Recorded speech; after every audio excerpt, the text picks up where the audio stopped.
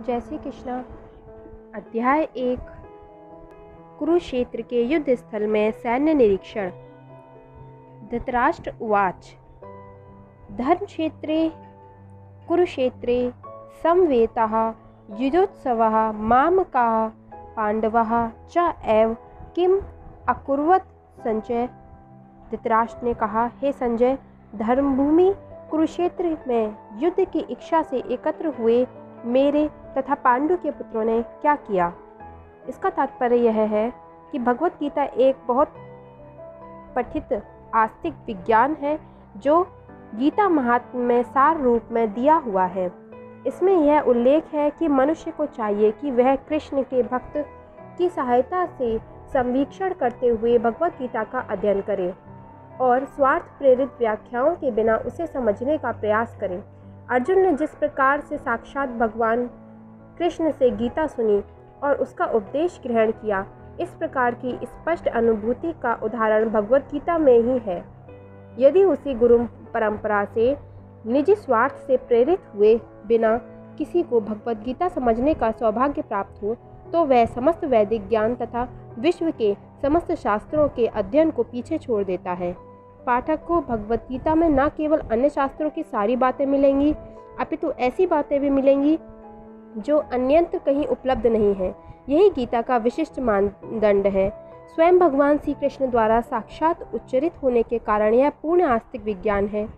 महाभारत में वर्णित धृतराष्ट्र तथा संजय की वार्ताएं इस महान दर्शन के मूल सिद्धांत का कार्य करती हैं। माना जाता है कि इस दर्शन की प्रस्तुति कुरुक्षेत्र के युद्ध स्थल में हुई, जो वैदिक युग से पवित्र तीर्थस्थल रहा है। इसका प्रवचन भगवान द्वारा मानव जाति के पथ प्रदर्शन हेतु तब किया गया जब वे इस लोक में स्वयं उपस्थित थे। धर्मक्षेत्र शब्द सार्थक है क्योंकि कुरुक्षेत्र के युद्ध स्थल में अर्जुन के पक्ष में श्री भगवान स्वयं उपस्थित थे। कौरव का पिता धृतराष्ट्र अपने पुत्रों की विजय की संभावना के विषय में अत्यधिक संदिग्ध था, अतः इसी संदेह के कारण उसने अपने सचिव से पूछा। उन्होंने क्या किया? वह आश्वस्त था कि उसके पुत्र तथा उसके छोटे भाई पांडु के पुत्र कुरुक्षेत्र की युद्ध भूमि में निर्णयात्मक संग्राम के लिए एकत्र हुए हैं। फिर भी उसकी जिज्ञासा सार्थक है। वह नहीं चाहता था कि भाइयों में से कोई समझौता हो, अतः वह युद्ध भूमि में अपने पुत्रों की नियति के विषय में आश्वस्त होना चाह रहा था। चूँकि इस युद्ध को कुरुक्षेत्र में लड़ा जाना था, जिसका उल्लेख वेदों में स्वर्ग के निवासियों के लिए भी तीर्थ स्थल के रूप में प्रयुक्त हुआ है, अतः धृतराष्ट्र अत्यंत भयभीत था कि इस पवित्र स्थल को युद्ध के परिणाम पर न जाने कैसा प्रभाव पड़ेगा। उसे भली भांति ज्ञात था कि इसका प्रभाव अर्जुन तथा पांडु के अन्य पुत्रों पर अत्यंत अनुकूल पड़ेगा, क्योंकि स्वभाव से ही वे पुण्यात्मा थे। संजय श्री व्यास का शिष्य था, अतः उनकी कृपा से संजय धृतराष्ट्र के कक्ष में बैठे बैठे कुरुक्षेत्र के युद्ध स्थल का दर्शन कर सकता था। इसलिए धृतराष्ट्र ने उससे युद्ध स्थल की स्थिति के विषय में पूछा। पांडव तथा धृतराष्ट्र के पुत्र दोनों ही एक वंश से संबंधित हैं, किंतु यहाँ पर धृतराष्ट्र के वाक्य से उसके मनोभाव प्रकट होते हैं। उसने जानबूझकर अपने पुत्रों को कुरु कहा और पांडु के पुत्रों को वंश के उत्तराधिकार से विलग कर दिया। इस तरह पांडु के पुत्रों अर्थात अपने भतीजों के साथ धृतराष्ट्र की विशिष्ट मनः स्थिति समझी जा सकती है। जिस प्रकार धान के खेत से अवांछित पौधे को उखाड़ दिया जाता है, उसी प्रकार इस कथा के आरंभ से ही ऐसी आशा की जाती है कि जहाँ धर्म के पिता श्री कृष्ण उपस्थित हों, वहाँ कुरुक्षेत्र रूपी खेत में दुर्योधन आदि धृतराष्ट्र के पुत्र रूपी अवांछित पौधों को समूल नष्ट करके युधिष्ठिर आदि नितांत धार्मिक पुरुषों की स्थापना की जाएगी। यहाँ धर्मक्षेत्र और कुरुक्षेत्र शब्दों की उनकी ऐतिहासिक तथा वैदिक महत्ता के अतिरिक्त यही सार्थकता है। श्लोक संख्या 2। संजय उवाच। दृष्टा तु पांडव अनीकं व्यूणं दुर्योधनः तदा आचार्यम् उपसंज्ञम्य राजा वचनम अब्रवीत। संजय ने कहा, हे राजन, पांडुपुत्रों द्वारा सेना की व्यूहरचना देखकर राजा दुर्योधन अपने गुरु के पास गया और उसने ये शब्द कहे। इसका तात्पर्य यह दिया गया है, धृतराष्ट्र जन्म से अंधा था, दुर्भाग्यवश वह आध्यात्मिक दृष्टि से भी वंचित था। वह यह भी जानता था कि उसी के समान उसके पुत्र भी धर्म के मामले में अंधे हैं और उसे विश्वास था कि पांडवों के साथ कभी भी समझौता नहीं कर पाएंगे, क्योंकि पांचों पांडव जन्म से ही पवित्र थे। फिर भी उसे तीर्थ स्थान के प्रभाव के विषय में संदेह था। इसलिए संजय युद्धभूमि की स्थिति के विषय में उससे प्रश्न के मंतव्य को समझ गया। अतः वह निराश राजा को प्रोत्साहित करना चाह रहा था। उसने उसे विश्वास दिलाया कि उसके पुत्र पवित्र स्थान के प्रभाव में आकर किसी प्रकार का समझौता करने नहीं जा रहे हैं। उसने राजा को बताया कि उसका पुत्र दुर्योधन पांडवों की सेना को देखकर तुरंत अपने सेनापति द्रोणाचार्य को वास्तविक स्थिति से अवगत कराने गया। यद्यपि दुर्योधन को राजा कहकर संबोधित किया गया है, तो भी स्थिति की गंभीरता के कारण उसे सेनापति के पास जाना पड़ा। अतः दुर्योधन राजनीतिज्ञ बनने के लिए सर्वथा उपयुक्त था, किंतु जब उसने पांडवों की व्यूह रचना देखी तो उसका यह कूटनीतिक व्यवहार उसके भय को छिपा न पाया। श्लोक संख्या 3।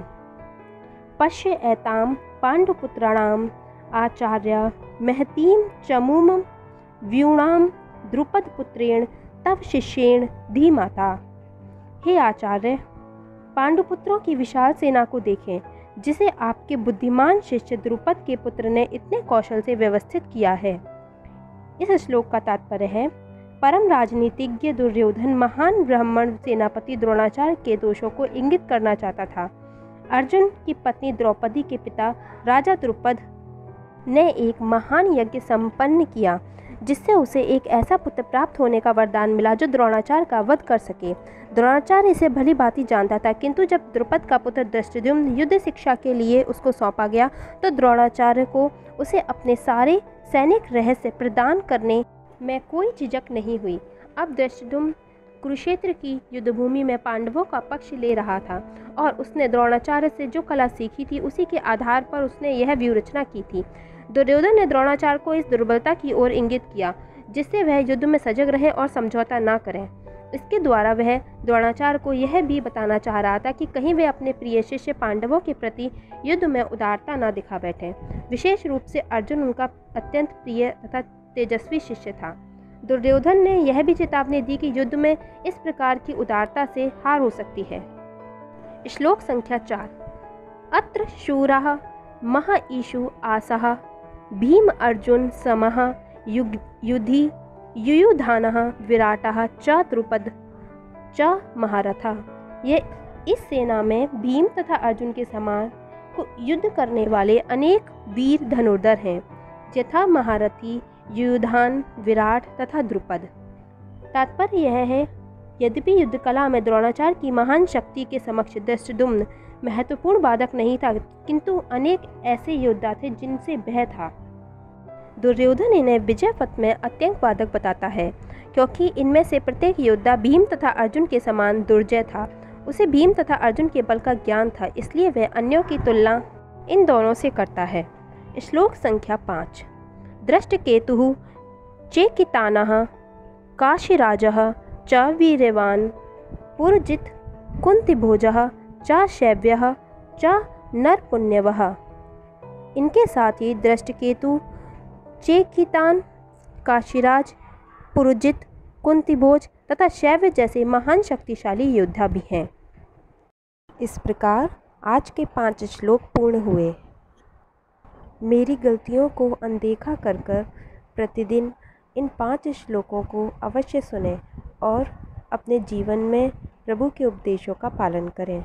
जय श्री कृष्ण। धन्यवाद।